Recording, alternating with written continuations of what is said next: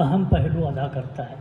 आज जिस ढंग से पूरे देश में या राज्यों में राजनीति चल रही है, वो कहीं न कहीं जो है इस राष्ट्र को गलत रास्ते पर ले जा रही है।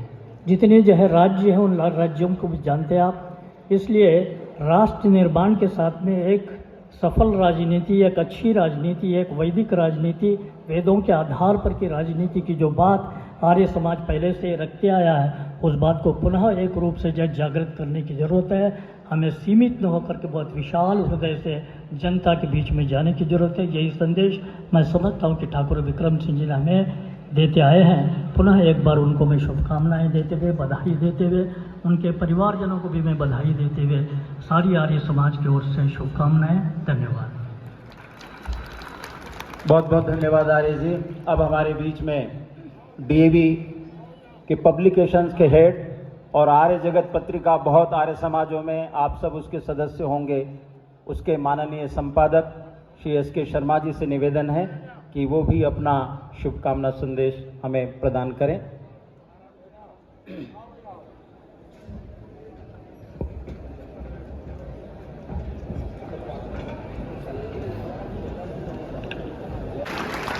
मैं आनंद चौहान जी, जो कि प्रमुख शिक्षाविद हैं, एमईटी के संचालक हैं, वो और उनकी श्रीमती जी यहाँ पर उपस्थित हैं, हम दोनों का स्वागत करते हैं, अभिनंदन करते हैं। मैं आपसे निवेदन कर रहा हूँ, ये जो आज का कार्यक्रम हुआ है, इसके पीछे न जाने कितने लोगों का तप जो है जुड़ा हुआ है। मुझे कभी नहीं देखा होगा, लेकिन मैं ठाकुर विक्रम सिंह जी के दूसरे जन्मदिन में यहाँ पर आया हूँ।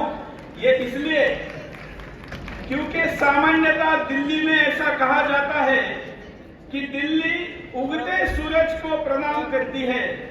यहाँ पर जो राजनीति में आगे बढ़ रहा है, जिसकी आयु कम है, जो अब कुछ पॉलिटिकल करने वाला है, वहां पर भीड़ जाती है। लेकिन आज यहाँ पर पूरा भरा हुआ ये तालकटोरा स्टेडियम बताता है कि दिल्ली में 81 वर्षों तक सूरज को तेज देने वाले लोगों के लिए भी लोग एकत्र होते और स्टेडियम भरते हैं। आपका जीवन सनातन के कार्य के लिए समर्पण रहा है। मेरे रोज के दर्शक हैं, लेकिन मुझे तभी फोन करते हैं जब मेरे ऊपर कोई आपदा आती है, कोई नया एफआईआर हो जाता है, कहीं पर कोई सुप्रीम कोर्ट हमारे खिलाफ खड़ा हो जाता है, तो आनंद जी को भेज देते हैं, स्वयं भी फोन करते हैं। आजकल उनको ये अवसर बहुत ज्यादा मिल रहा है, क्योंकि मेरे ऊपर अभी 1827 एफआईआर हुए हैं, और ये सारे एफआईआर इसलिए हुए हैं कि ये भगवा और ज्यादा ऊपर कैसा खड़ा हो, इसके लिए आपका सुदर्शन लड़ता है। और ये संख्या और कितनी भी हो तो भी लड़ते थे। स्थिति को सब आर्यजनों के संकल्पों को प्रणाम करता हुआ यह एक बहुत बड़ा उत्सव है आर्य जगत के लिए, आर्य समाज के लिए।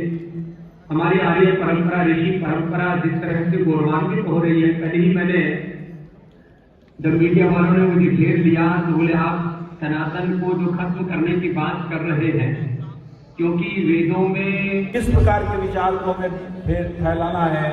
कह रहे मैं जरूर आऊंगा और घर में आकर के आशीर्वाद दूंगा, तो मैं स्वामी जी का धन्यवाद करता हूँ। विशेष बात जो मैं कहता हूँ, मुझे सौभाग्य कहाँ गए कहने, स्वर्गीय कह रहे थे।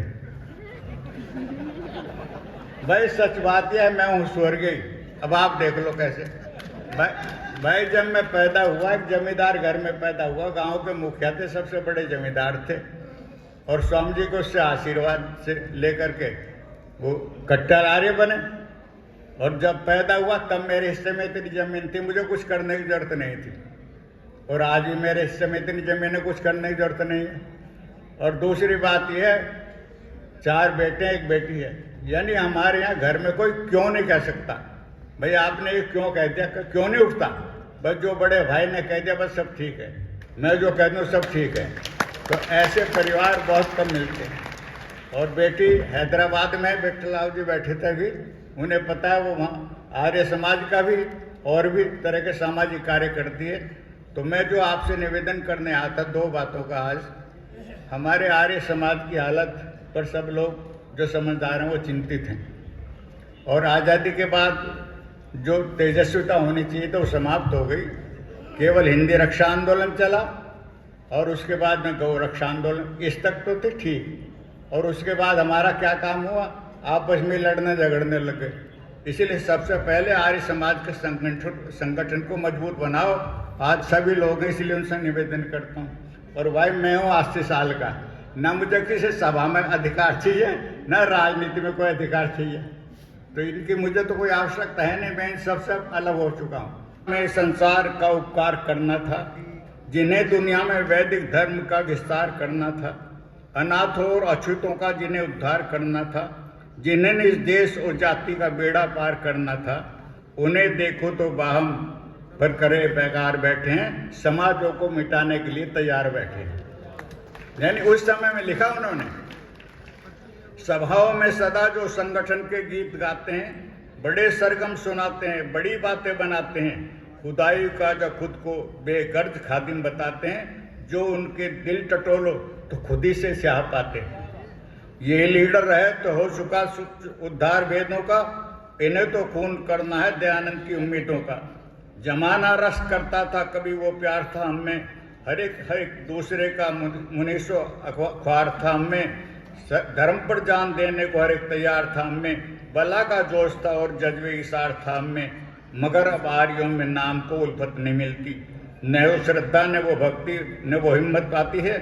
निकलते थे जब हम शानों पर वेदों के अलम रखकर, फरिश्ते भी फिदा होते थे उस पुरजोर मंजर पर, जला देते थे हम दुश्मन के खिरमन को कलम रखकर, हटाते ही न थे पीछे कभी का आगे कदम रखकर। तो ये कुंवर साहब ने उस समय कविता लिखी थी, इसलिए मैंने आज आपको सुनाई। कुंवर साहब के अभिनंदन के सिलसिले में जब मैं उनसे मिला तो दिल्ली के लोग जाते मिलते रहते थे, तो गए सड़क पर गाड़ी खड़ी करते उनके घर पर जाते थे, कहा कुंवर साहब को सुना दो। कहने क्या सुनाए? कहने